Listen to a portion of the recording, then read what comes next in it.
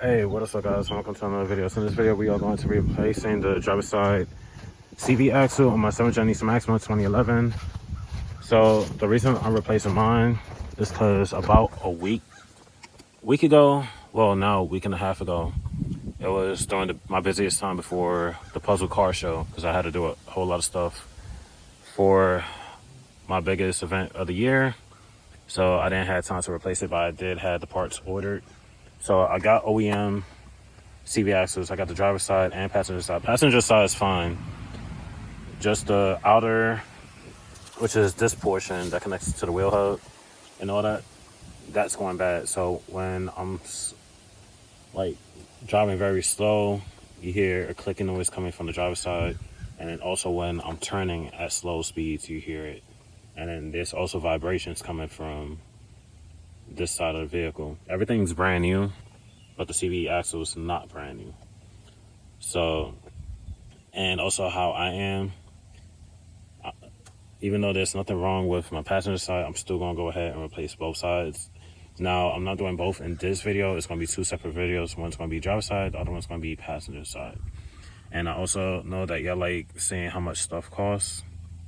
So I ordered it from Z1 Motorsports, so you can see the grand total is $434.85 after tax and after 2-day shipping.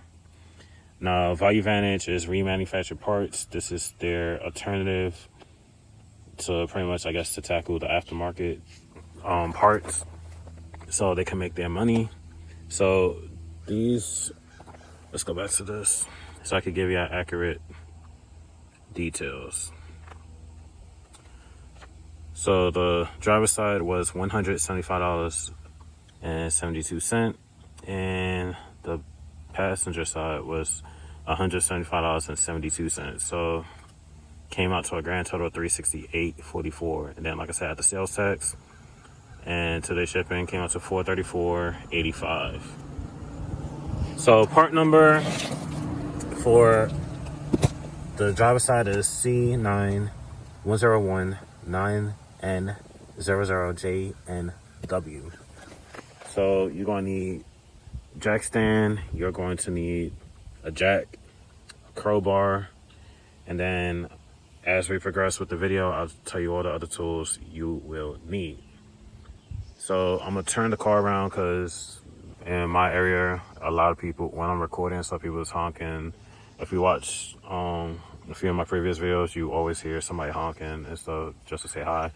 So if I do the driver's side, everybody that's coming down will pretty much see and then honk more. So I got this Versa, which came about two months ago now. I still haven't touched it. It's still in the same condition it was since it got here. So I'm gonna turn around so this car is blocking anything from that side. I'll probably still have some people honk because they'll see the car and all that. But anyways, I'm gonna do that and then we're gonna begin. All right, so like always, I'm gonna take the wheel off first. And these are factory lugs, so it's 21 mil.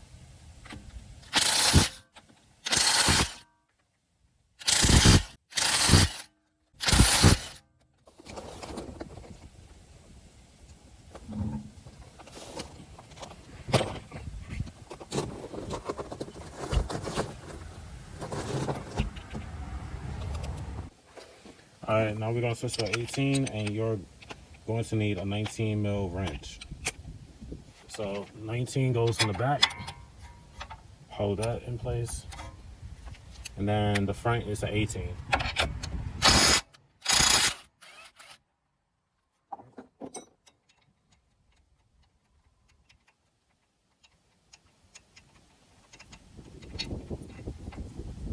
Take that out, let that dangle, and put the nut back on it, just so we don't misplace that.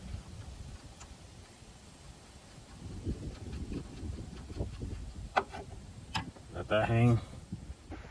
Now we're going to move the cotter pin over here.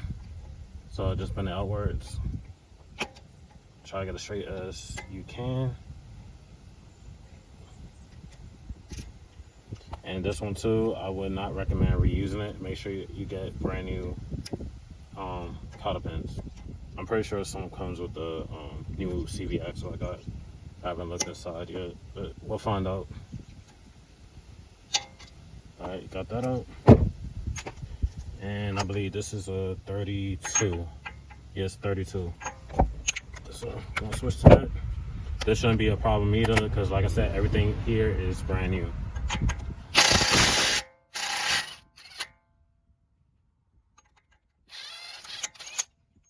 All right, set that to the side.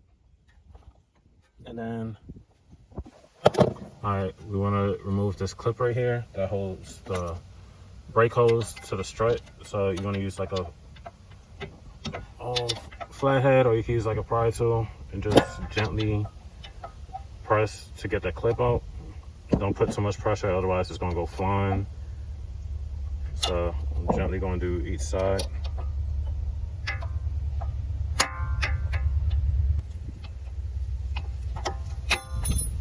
There you go. So got that out the way. Set that aside. And then to get the brake hose out, just push it down and then slide it outwards. Now we're going to need two 21 mils, one on this side and one on that side. We're going to take out these two bolts. So on the nut side, I'm using the breaker bar with the 21 mil. And then on the bolt side, I'm using the impact.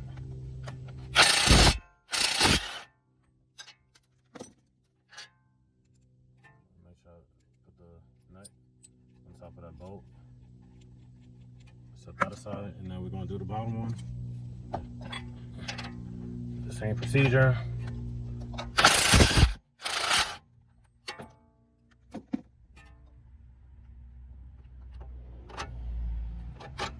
Move the center, it is a 10 mil. Because you don't want to stretch or tug on the center. So just break it loose.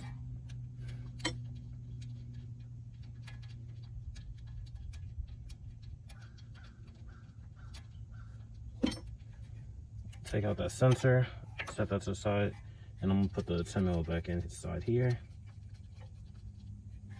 So I'm gonna get it like right there, right behind. Man, this is hard. Let me see. Get it right behind the back side of the CV axle, and we're gonna pull it outwards. So I'm gonna set y'all back down.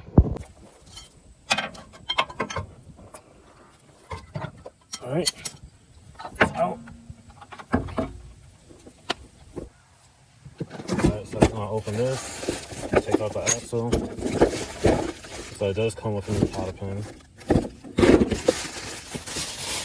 undo this.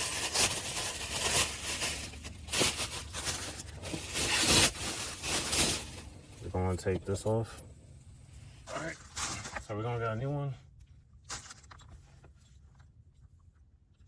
And quick little tip, have that locking ring sitting facing upwards. That's a little trick to get it back inside the transmission. Even if it's your first time doing it, it'll make it a whole lot easier. So line it up, and then you just want to give it a good little push, and it'll go right back into the transmission. Let me get the knuckle out the way. That way I can have more room to give it a better tug or push.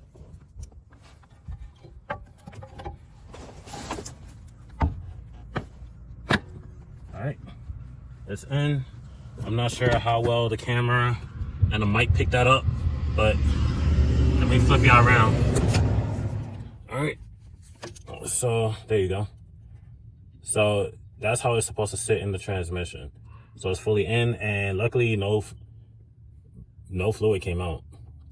So, and it's topped off too, so no, the transmission is good. It's probably because I got the car in an angle, but nothing came out. You can see the transmission right there. You look at the ground, bone dry. Nothing came out.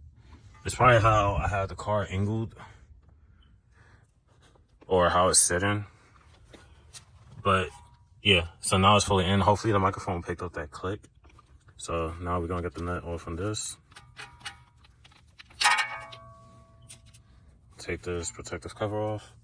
And then I'm gonna grease the axle with this caliper grease. I'm gonna just coat the whole, all the spines. And if I ever had to take this off again, it'll make it a lot easier. That's how my old one came out so easy, because when I replaced the wheel bearing, I greased it up. If you seen that video, I shouldn't have to take none of this off again because everything's brand new now. Besides the spindle.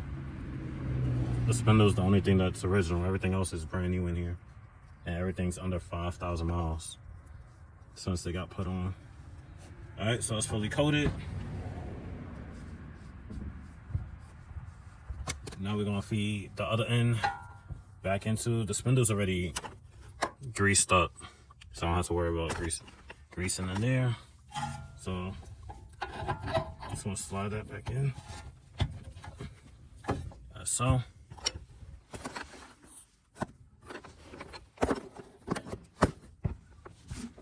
Alright, so now I'm gonna put the nut back on. Well, I'll put the new nut on. It came with a brand new nut.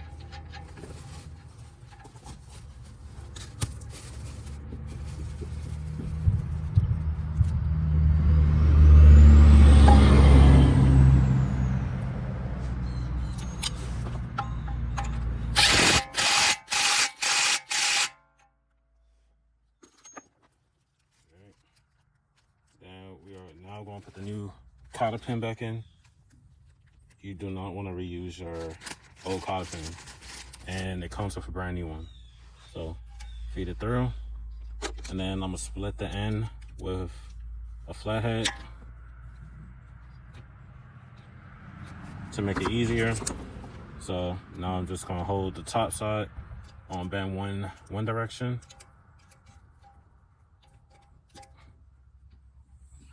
And then I'm gonna bend the other in the opposite direction. Stick a flathead right here to prevent it from turning.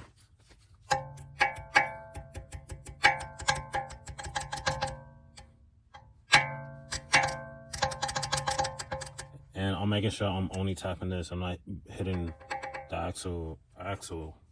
Otherwise you're gonna damage the thread. So I'm being very careful. Just slightly tapping for it to bend. So now same thing for the opposite side.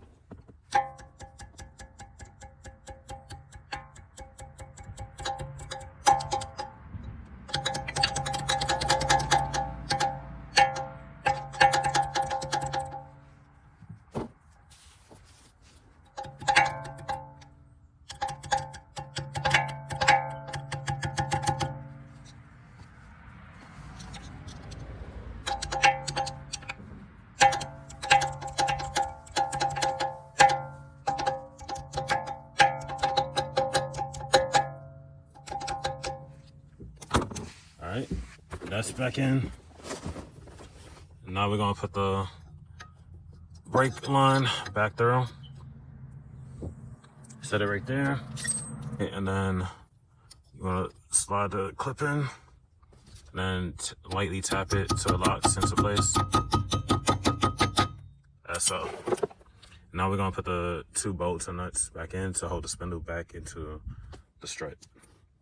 Alright, so line it back up, lift it up, rock it however way you gotta do to get the holes lined up. And then the bolt, it faces towards the back of the car, and then the nut goes to the front side.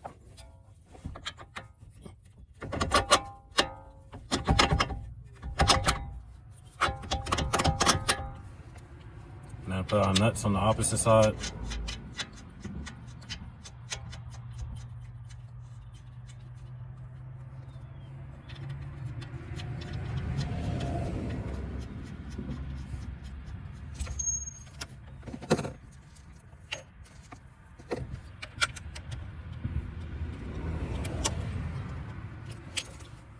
And then tighten it. I got the breaker bar on the side of the brake hose, and then the impact on the opposite side.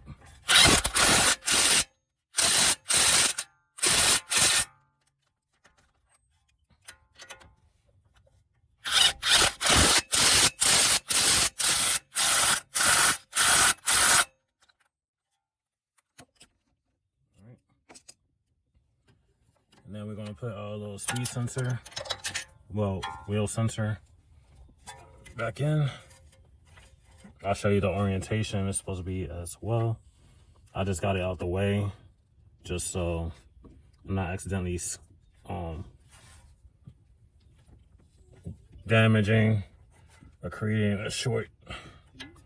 And then take out this 10 mil that we put in here. Pop that back in.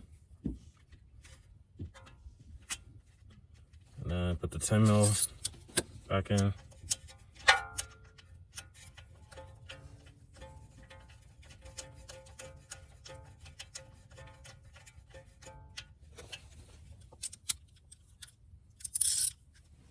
And then tighten it.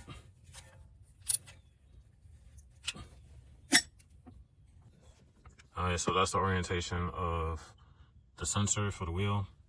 And then lastly, we just gotta put the stabilizer bar links back on. Alright, so get this.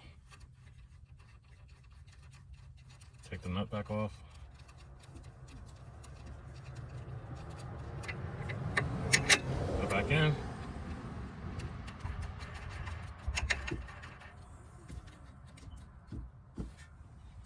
And then tighten it back.